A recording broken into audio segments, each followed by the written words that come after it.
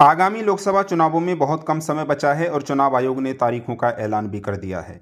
जहां भारतीय जनता पार्टी राम मंदिर जैसे मुद्दों को लेकर लगातार हिंदुत्व की अलख जगाने में लगी है, तो वहीं कांग्रेस पार्टी महंगाई और बेरोजगारी जैसे मुद्दों को लेकर भारतीय जनता पार्टी को लगातार घेर रही है। तो इसी बीच बहुत ही चौंकाने वाला ओपिनियन पोल सामने आया है, जिसके नतीजे आपको भी चौंका सकते हैं। ओपिनियन पोल के आंकड़े और ताज़ा सर्वे जो आया है उसको बताने से पहले एक बार आपको बता देते हैं कि देश में लोकसभा की कुल 543 सीटें हैं, जिसमें से किसी भी पार्टी को सरकार बनाने के लिए 272 सीटों की ज़रूरत होती है। तो आइए सबसे पहले हम बात करते हैं गुजरात की। तो गुजरात में लोकसभा की कुल 26 सीटें हैं, जिसमें से एनडीए के खाते में 22 और इंडिया गठबंधन के खाते में 4 सीटें जाने का अनुमान है। वहीं अगर अन्य की बात की जाए तो अन्य के खाते में गुजरात से कोई सीट जाती हुई दिखाई नहीं दे रही है। अगर गुजरात की बात करें तो गुजरात एनडीए यानी भारतीय जनता पार्टी का गढ़ माना जाता है, तो ऐसे में एनडीए के खाते में यहाँ से सबसे ज़्यादा सीटें जाती हुई दिखाई दे रही हैं। उसके बाद हम बात करते हैं पश्चिम बंगाल की। तो पश्चिम बंगाल में लोकसभा की कुल 42 सीटें हैं, जिसमें से एनडीए के खाते में 22 और इंडिया गठबंधन के खाते में महज 2 सीटें जाने का अनुमान है। वहीं अगर पश्चिम बंगाल में हम अन्य की बात करें तो अन्य के खाते में यहाँ से 18 सीटें जाती हुई दिखाई दे रही हैं। पश्चिम बंगाल में अगर अन्य की बात करें तो अन्य में टीएमसी यानी तृणमूल कांग्रेस ममता बनर्जी की पार्टी को माना जाता है। 2019 के चुनावों में भारतीय जनता पार्टी ने 18 और तृणमूल कांग्रेस ने 22 सीटें हासिल की थीं। उसके बाद हम बात करते हैं कर्नाटक की। तो कर्नाटक में लोकसभा की कुल 28 सीटें हैं, जिसमें से एनडीए के खाते में 10 और इंडिया गठबंधन के खाते में यहाँ से 15 सीटें जाने का अनुमान है।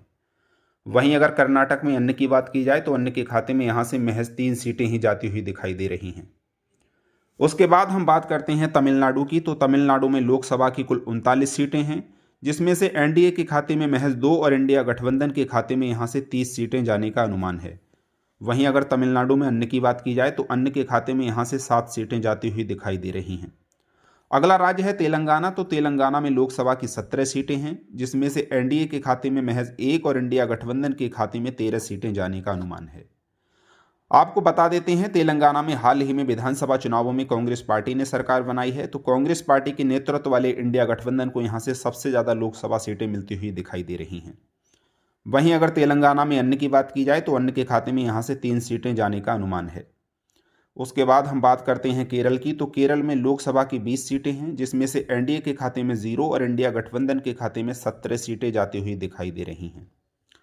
वहीं अगर केरल में अन्य की बात करें तो अन्य के खाते में यहाँ से 3 सीटें जाने का अनुमान है। अगला राज्य है आंध्र प्रदेश। तो आंध्र प्रदेश में लोकसभा की 25 सीटें हैं, जिसमें से एनडीए के खाते में 3 और इंडिया गठबंधन के खाते में 17 सीटें जाने का अनुमान है। वहीं अगर आंध्र प्रदेश में अन्य दलों की बात की जाए तो अन्य के खाते में यहाँ से 5 सीटें जाती हुई दिखाई दे रही हैं। अगला राज्य है उत्तर प्रदेश। तो उत्तर प्रदेश में आपको बता दें कि सबसे अधिक लोकसभा की सीटें हैं, यानी उत्तर प्रदेश में लोकसभा की कुल 80 सीटें हैं, जिसमें से एनडीए के खाते में 58 और इंडिया गठबंधन के खाते में यहाँ से 20 सीटें जाने का अनुमान है। वहीं अगर अन्य की बात की जाए तो अन्य के खाते में भी यहाँ से 2 सीटें जाती हुई दिखाई दे रही हैं। उसके बाद हम बात करेंगे बिहार की। तो बिहार में लोकसभा की कुल 40 सीटें हैं, जिसमें से एनडीए के खाते में 22 और इंडिया गठबंधन के खाते में 18 सीटें जाने का अनुमान है। वहीं अगर बिहार में अन्य की बात की जाए तो अन्य के खाते में यहाँ से 0 सीट जाती हुई दिखाई दे रही है। उसके बाद हम बात करते हैं देश की राजधानी दिल्ली की। तो दिल्ली में लोकसभा की 7 सीटें हैं, जिसमें से एनडीए के खाते में 4 और इंडिया गठबंधन के खाते में 3 सीटें जाने का अनुमान है। वहीं अगर दिल्ली में अन्य की बात की जाए तो अन्य के खाते में यहाँ से कोई भी सीट जाती हुई दिखाई नहीं दे रही है। उसके बाद हम बात करते हैं हरियाणा की। तो हरियाणा में लोकसभा की 10 सीटें हैं, जिसमें से एनडीए के खाते में 4 और इंडिया गठबंधन के खाते में यहाँ से 6 सीटें जाने का अनुमान है। 2019 के लोकसभा चुनावों में हरियाणा से एनडीए को पूरी 10 की 10 सीटें मिली थीं। इस बार किसान आंदोलन की वजह से एनडीए को हरियाणा में काफ़ी नुकसान होता हुआ दिखाई दे रहा है। वहीं इंडिया गठबंधन हरियाणा में बढ़त बनाता हुआ दिखाई दे रहा है। उसके बाद हम बात करते हैं मध्य प्रदेश की। तो मध्य प्रदेश में लोकसभा की 29 सीटें हैं, जिसमें से एनडीए के खाते में 20 और इंडिया गठबंधन के खाते में 9 सीटें जाने का अनुमान है। अगर हम अन्य की बात करें तो मध्य प्रदेश से अन्य के खाते में कोई भी सीट जाती हुई दिखाई नहीं दे रही है। अगला राज्य है राजस्थान। तो राजस्थान में लोकसभा की 25 सीटें हैं, जिसमें से एनडीए के खाते में 15 और इंडिया गठबंधन के खाते में 10 सीटें जाने का अनुमान है। अगर अन्य की बात की जाए तो राजस्थान से अन्य को कोई भी सीट मिलती हुई दिखाई नहीं दे रही है।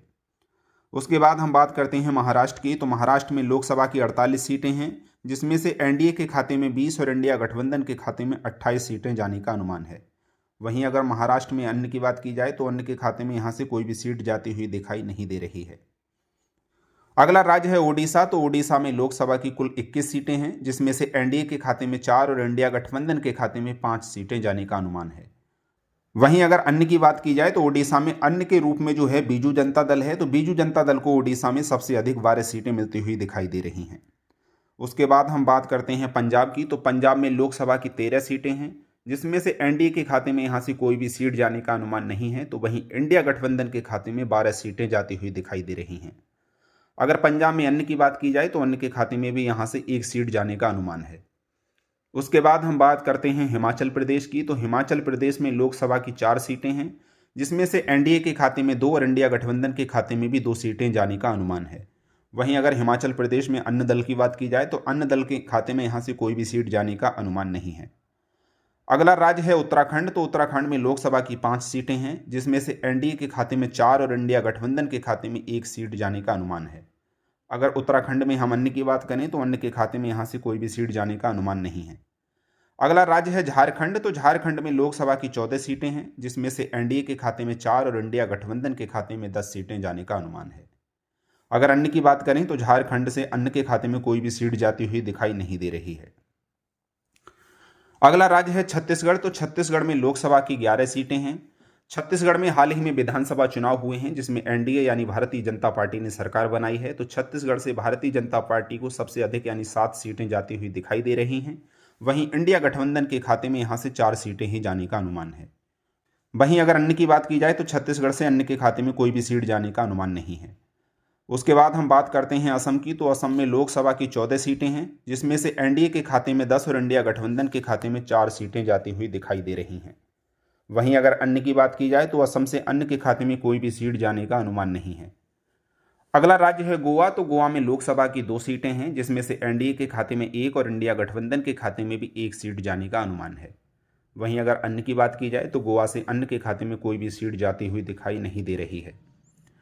उसके बाद हम बात करते हैं जम्मू कश्मीर एवं लद्दाख। तो जम्मू कश्मीर एवं लद्दाख में लोकसभा की कुल 6 सीटें हैं, जिसमें से एनडीए के खाते में महज 2 और इंडिया गठबंधन के खाते में 4 सीटें जाती हुई दिखाई दे रही हैं। वहीं अगर जम्मू कश्मीर एवं लद्दाख में अन्य दलों की बात करें तो अन्य के खाते में यहाँ से कोई भी सीट जाने का अनुमान नहीं है। उसके बाद हम बात करते हैं लद्दाख के अलावा जो अन्य केंद्र शासित प्रदेश हैं। तो अन्य केंद्र शासित प्रदेशों में लोकसभा की 6 सीटें हैं, जिसमें से एनडीए के खाते में 2 और इंडिया गठबंधन के खाते में 4 सीटें जाने का अनुमान है।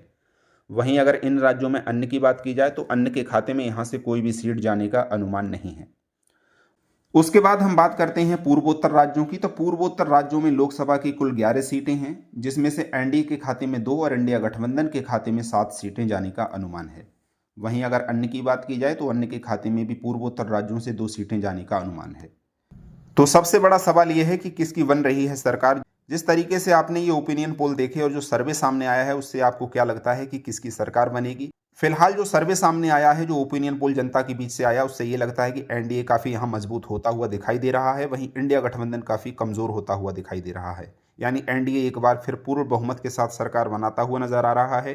तो आपको क्या लगता है, आप कमेंट बॉक्स में बता सकते हैं। और साथ ही ये भी बताइए कि हमारी वीडियो आप किस राज्य और किस जिले से देख रहे हैं। ऐसी ही और अधिक चुनावी अपडेट और ओपिनियन पोल जानने के लिए जुड़े रहिए लोकसभा न्यूज़ 24 के साथ।